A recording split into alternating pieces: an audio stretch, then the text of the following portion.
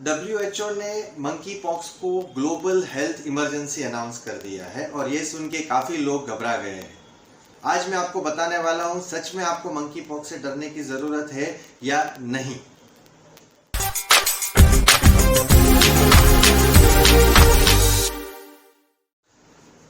Emergency और pandemic के बीच में काफ़ी अंतर है।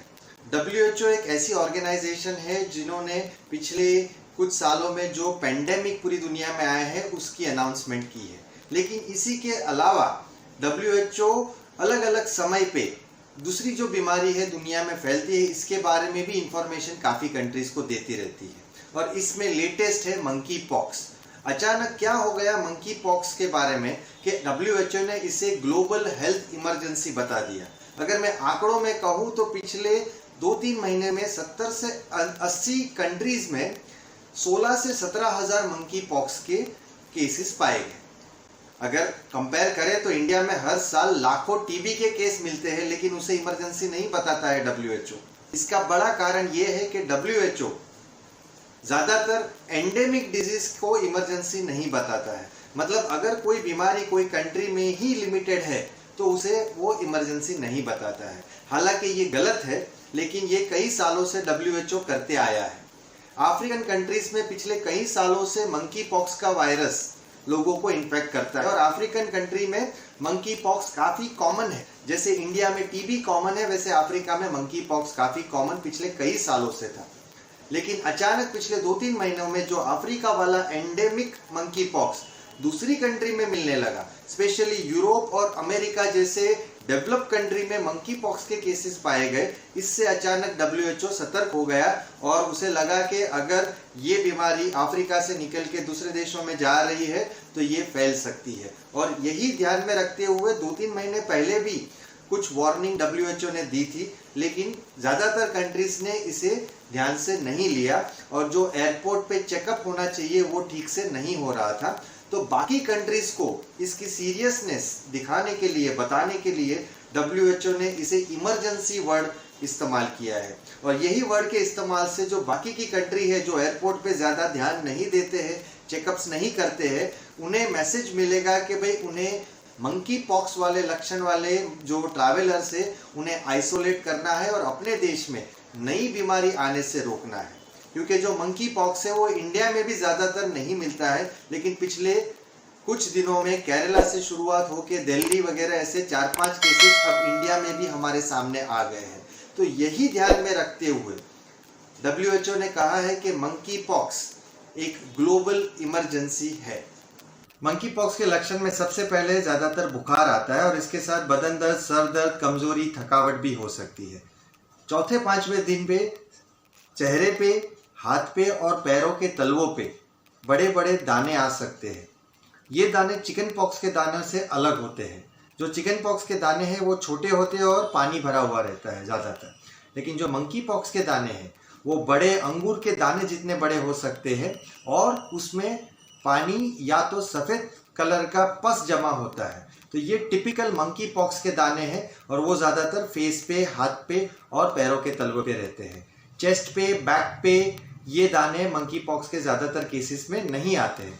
तो ये जो बुखार के बाद के जो शरीर में दाने आते हैं वो मंकी पॉक्स और चिकन पॉक्स के काफ़ी अलग है और दोनों के सिम्टम्स भी काफ़ी अलग हैं। और एक स्पेशलिटी जो मंकी पॉक्स के दाने की है वो ये है कि मंकी पॉक्स के दाने 3 से 4 हफ्तों तक शरीर पे रह सकते हैं, जबकि चिकन पॉक्स के जो दाने हैं वो 7-8 दिन में झड़ने लगते हैं। तो ये मंकी पॉक्स के सिम्टम्स हैं। मंकी पॉक्स कैसे फैलता है? मंकी पॉक्स के बारे में एक फन फैक्ट ये है कि वो मंकी में से हमारे में नहीं आया है। भले ही इसका नाम मंकी पॉक्स है, लेकिन मंकी, बंदर में से ये वायरस नहीं आया है। इनफैक्ट सबसे पहले इस वायरस को बंदर में पाया गया था, इसीलिए इसका नाम मंकी पॉक्स है। एक्चुअली ये वायरस की शुरुआत रोडेंट्स में से हुई थी, मतलब चूहे या गिलहरी, ऐसे छोटे छोटे जो जानवर है जिसे हम रोडेंट्स बोलते हैं, इनमें से मंकीज में आया है और उसके बाद काफ़ी अलग अलग स्पीशीज में ये वायरस गया है। लेकिन सबसे पहले इसकी शुरुआत या उसे पाया गया था मंकीज में, इसीलिए इसका नाम मंकी पॉक्स पड़ा है। अब ये इंसान में कैसे फैलता है ये जानना ज़रूरी है। सबसे पहली एक बात आपको बता दूं कि कोविड के जैसे आसानी से मंकी पॉक्स नहीं फैलता है। ट्रेन में ट्रैवल करने से या बस में ट्रैवल करने से या भीड़ वाली जगह में जाने से आपको मंकी पॉक्स नहीं होगा। मंकी पॉक्स का वायरस हवा में नहीं है, एयरबॉर्न नहीं है। एग्जैक्टली मंकी पॉक्स होने के लिए क्लोज कांटेक्ट विथ पेशेंट, मतलब पेशेंट के साथ काफी लंबे समय 2-3 घंटे आप अगर नजदीक से बिताएंगे या 2-3 घंटे ज्यादा टाइम पेशेंट के साथ निकालेंगे नजदीक 2 मीटर से नजदीक बिना मास्क, तो आपको मंकी पॉक्स हो सकता है ड्रॉपलेट से, मतलब उसके मुंह से आता हुआ जो थूक है या तो उसकी जुकाम की जो सर्दी है छींक की वजह से आ सकता है। और एक कॉमन जो जरिया है मंकी पॉक्स स्प्रेड होने का वो है skin to skin contact. So monkeypox के पेशेंट की स्किन आपके कांटेक्ट में आती है लंबे समय तक तो आपको भी मंकी पॉक्स हो सकता है। और ज्यादातर जो केसेस पूरी दुनिया में पाए गए हैं वो पाए गए हैं जो गे मैन है, मतलब जिनका जो संबंध एक सेम लिंग के साथ संबंध होता है, गे मैन, उनका ज्यादा बहुत लंबे समय तक स्किन टू स्किन कांटेक्ट होता है और बॉडी फ्लूइड एक्सचेंज होते हैं। तो ऐसे लोगों में मंकी पॉक्स बहुत आसानी से फैल रहा है। लेकिन इसका मतलब ये नहीं है कि ये बीमारी सिर्फ गे लोगों में ही सीमित है, ये किसी को भी हो सकती है। अगर आप मंकी पॉक्स के पेशेंट के संपर्क में ज्यादा समय तक रहते हैं, फिर वो बॉडी फ्लूइड एक्सचेंज हो, स्किन टू स्किन कांटेक्ट हो या ड्रॉपलेट थूक की वजह से हो, ये तीनों जरिए से मंकी पॉक्स आपके शरीर में जा सकता है। लेकिन वो एयरबॉर्न नहीं है, मतलब एक छींक या एक खांसी से आपके बाजू वाले को या पेशेंट के बाजू वाले को मंकी पॉक्स नहीं होगा। तो ये पेंडेमिक का रूप शायद नहीं लेगा, लेकिन एक अलार्मिंग चीज ये है कि ये वायरस कई कंट्री में आज तक नहीं था और अब इसके केसेस आने लगे हैं, जो आपको उस पर ध्यान रखना है। और कोई नई बीमारी जब नई कंट्री में आती है तो उसे रोकने की सब कोशिश करनी जरूरी है। तो मंकी पॉक्स का पेशेंट अगर मिलता है तो उसका आइसोलेशन कुछ लंबे समय तक रहता है। जो गवर्नमेंट की एडवाइजरी है उसके हिसाब से कम 3 हफ्ते तक मंकी पॉक्स के पेशेंट को बाकी लोगों से आइसोलेट करना जरूरी है, क्योंकि जो उसके दाने हैं उसके कांटेक्ट में आते ही दूसरे आदमी को, दूसरे पर्सन को मंकी पॉक्स हो सकता है। और वो जो मंकी पॉक्स के दाने हैं ज्यादातर 3 से 4 हफ्तों तक रहते हैं और जब तक वो दाने शरीर पे है तब तक वो इंसान इन्फेक्टिव है, तो वो एक आइसोलेशन करना जरूरी है। इसके अलावा जो मंकी पॉक्स का पेशेंट है उसके कॉन्टैक्ट्स, जो इमीडिएट कॉन्टैक्ट्स है, जैसे फैमिली मेंबर जिनके संपर्क में वो आया था, उन्हें भी अपने आप को क्वारंटीन करना है और बाकी लोगों से मिलना बंद कर देना है, जिससे हम मंकी पॉक्स को बढ़ने से, आगे फैलने से रोक सकते हैं। अगर मैं ट्रीटमेंट की बात करूं तो monkey pox self limiting disease है, मतलब उसका केस फैटालिटी रेट, मतलब जो लोगों को मंकी पॉक्स होता है उससे जो मरने का जो परसेंटेज है वो 1% है, मतलब 100 में से एक पेशेंट की मौत हो सकती है। लेकिन ये पूरे दुनिया का डेटा है, हो सकता है इसमें ज्यादातर जो लोग मर रहे हैं वो इम्यूनो कॉम्प्रोमाइज्ड है, कैंसर के मरीज है या तो फिर कोई दूसरी बीमारी से जूझने वाले लोग हैं। लेकिन ज्यादातर यंग लोगों में मंकी पॉक्स जो होता है वो सेल्फ लिमिटिंग है।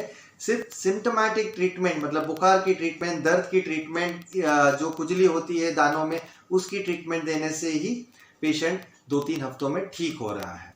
कुछ स्पेशल कैटेगरी के लोग हैं, जैसे कि बुजुर्ग लोग हैं, 60 साल के ऊपर की उम्र वाले लोग हैं, HIV पेशेंट है या इम्यूनो कॉम्प्रोमाइज पेशेंट है, उनको दिक्कत मंकी पॉक्स से हो सकती है और उनके लिए कुछ एंटीवायरल ट्रीटमेंट रिजर्व रखी गई है, जो अगर हमको मिलते हैं ऐसे पेशेंट तो उन्हें हम पहले ही शुरुआत में एंटीवायरल ट्रीटमेंट दे देते हैं। याद रहे, एंटीवायरल ट्रीटमेंट जनरल पॉपुलेशन में रेगुलर लोगों को, यंग हेल्दी लोगों को मंकी पॉक्स में लेने की जरूरत नहीं है, ना तो कोई डॉक्टर उसे दे। रेगुलर सिम्टोमेटिक ट्रीटमेंट से ही मंकी पॉक्स की ट्रीटमेंट होगी ज्यादातर केस में।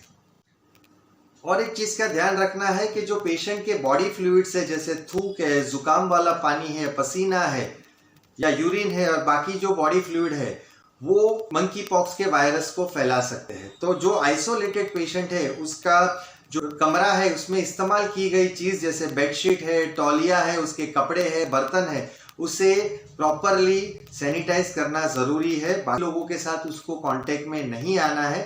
सिंपल साबुन का पानी वायरस को मारने के लिए इनफ है। तो ये सब चीज आप पेशेंट की जो है इस्तेमाल की हुई उसे प्रॉपरली सैनिटाइज करें। बिफोर यूजिंग बाकी लोगों के लिए। तो ये था मंकी पॉक्स के बारे में पूरी डिटेल्स। आई होप आपको आज का वीडियो पसंद आया तो हमारी चैनल 1010 हेल्थ को सब्सक्राइब कीजिए। कमेंट सेक्शन में कुछ और टॉपिक पे आप चाहते हैं हम वीडियो बनाए तो वो डालिए, लाइक और शेयर भी कीजिए। Thank you.